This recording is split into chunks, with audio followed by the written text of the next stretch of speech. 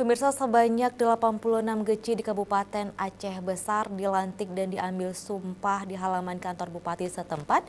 Dalam amanat Bupati Mawardi Ali meminta agar geci dapat mengelola dana desa secara transparan untuk memacu pembangunan kampung. Tahun 1945. Pelantikan geci hasil Pil Ciksung serentak beberapa waktu lalu dipimpin langsung oleh Bupati Aceh Besar Insinyur Mawardi Ali. Prosesi pelantikan tersebut dihadiri oleh unsur Forkopimda Plus, Muspika, Kepala SKPD dan tamu undangan lainnya.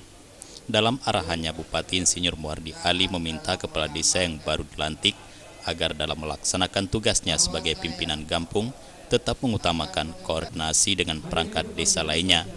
Apalagi mengingat saat pesta demokrasi tingkat desa beberapa waktu lalu, masyarakat sempat terkotak-kotak sesuai dengan pilihannya.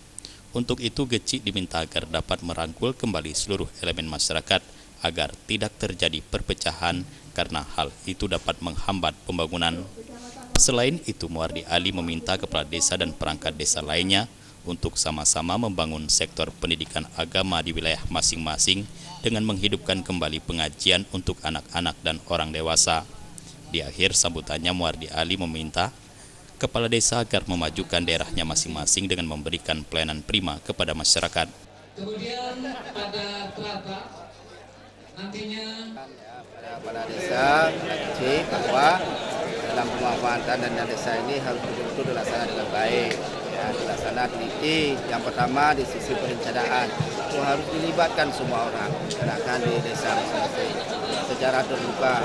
Kemudian pelaksanaannya juga secara terbuka. Ya, jadi uang itu harus betul jelas dalam pemanfaatannya dan kalau bisa pelaksanaannya ini secara padat karya, secara swakola dengan masyarakat bersama-sama gotong royong. Pemanfaatan ini artinya nilainya itu akan lebih tinggi.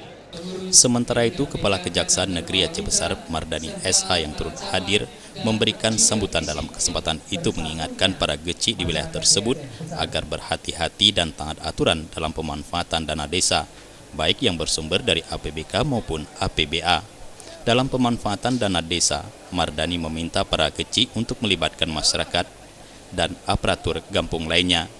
Jufrizal dan Faisal, Aceh TV.